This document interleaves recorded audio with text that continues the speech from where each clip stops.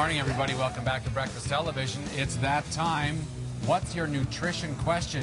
BreakfastTelevision.ca. We're giving all kinds of prizes away. But the real prize, Suzanne, is the things we're learning. And Andrea Holwegner. She's registered dietitian. Staying with us all morning long. Thank you, Andrea. Thanks for having me. It's great. And a lot of people are emailing in, so let's get right to them because a lot of people want to know your insight. This is our first question here that comes to us from Rob. What is the formula for figuring out how much fat I should eat each day? That is a good thing sometimes. You know what? This is a great question because it addresses a bit more technical nutrition analyzing. So, you know, you always hear eat less than 30% of your total calories as fat. You might have heard that before. It's actually 20 to 35% of your total calories as fat, meaning that if you were having more of the healthier fats coming from olive oils and nuts and fish fats, you could push that fat percentage a little bit higher and still be very healthy. And so what, for example, for a 2,400 calorie diet for an average male, that would look like about 50 to 90 grams of fat per day. 50 to 90 grams of fat. Which sounds like a lot, but it adds up a little quicker than you think. It sounds delicious. Is that like, say if we go that into tubes of Pringles chips, how many are in there? Can I eat them all? Is what I really want to know. You could, but you wouldn't have a lot left for the rest of the day. All right. And you wouldn't be full or satisfied. There you go. Oh, I'd be very satisfied, but maybe not for full. 10 minutes. All right, our next question. Good question, though. Our next question is from Aaron.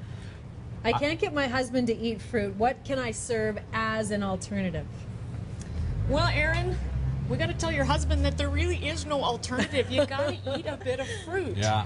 It's got to happen. So, you know, I like to educate on getting, you know, half of your fruit and veggies from veggies, half from fruit, or you can skew that a little bit, but you do need some of both. They do provide different vitamins, phytochemicals, or good quality nutrition. So if he's not a big fruit eater, easiest way to get fruit in is by choosing a smoothie. You can probably get everything you need all wrapped up in one shake for breakfast in the morning. That's what I like to do. In the grocery store, I see those little fruit-to-go bars. Sure. Are those a understandable alternative? They count as a serving of fruit. The little thin ones are one serving of fruit, and the thicker ones, I would personally count them as about 2 servings of fruit, even though the package says 3. Okay, so the guys could throw those in the car when they're driving to work and eat one of those. There you go. Sure. Good. Yeah.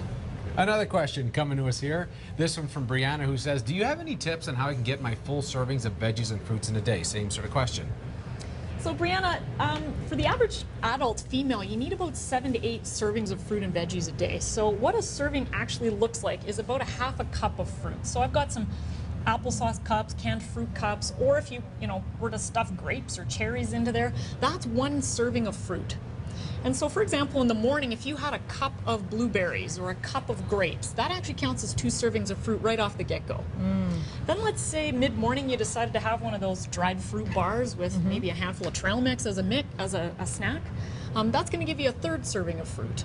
So you're really up there fast. So we're already almost halfway. And say for lunch, if you had some sort of vegetables in your lunch, whether that was vegetable soup, some salsa even counts, obviously raw vegetables, a salad, we could get at least 1 or 2 more veggie and fruit servings there. And then at supper, always choosing some sort of a vegetable. It'll coast you right through the day and getting enough. And that should be about half your supper plate is fruit or is veggie, right? When you're it's a really good way to do it. Yeah. You got it. So if you take your supper plate and you actually divide that in half going for vegetables, a quarter protein and a quarter of a starch is a really good way to set up your plate as an adult. Smart.